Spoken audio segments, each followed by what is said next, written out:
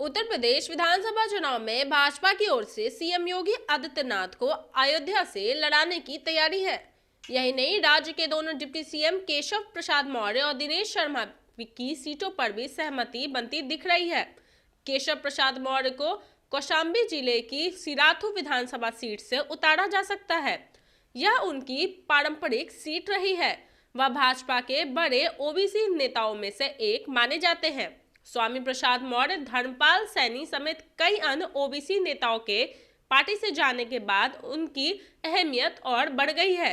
उन्हें चुनावी समर में उतारकर भाजपा ओबीसी वोट बैंक को साधने की कोशिश में है।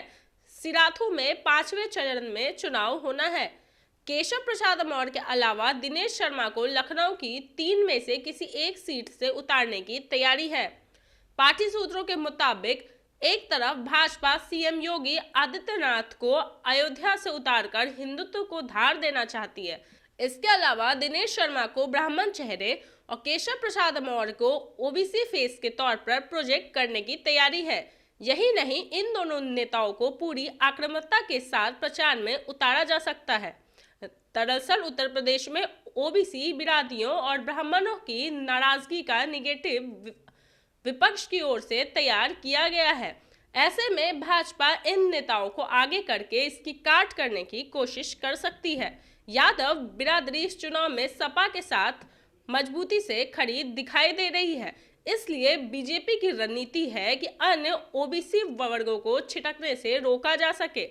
केशव प्रसाद मौर्य ने पहली बार 2012 में विधानसभा चुनाव सिराथू सीट से लड़ा था। यहां उन्होंने बड़ी जीत हासिल की थी। इससे पहले वह सीट बसपा का गढ़ हुआ करता था।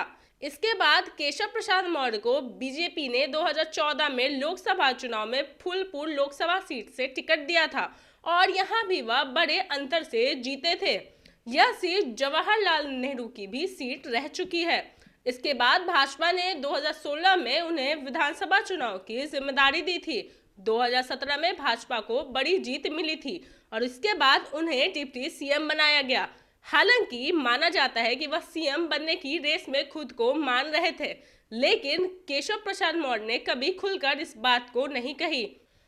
केशव प्रसाद मौर्य आरएसएस के पुराने नेता रहे हैं और वीएचपी में भी थे। विश्व हिंदू परिषद के नेता रहे अशोक सिंघल के वह करीबी थे। कहा जाता है कि वीएचपी कोटे से ही पहली बार वह चुनावी समर में आए थे।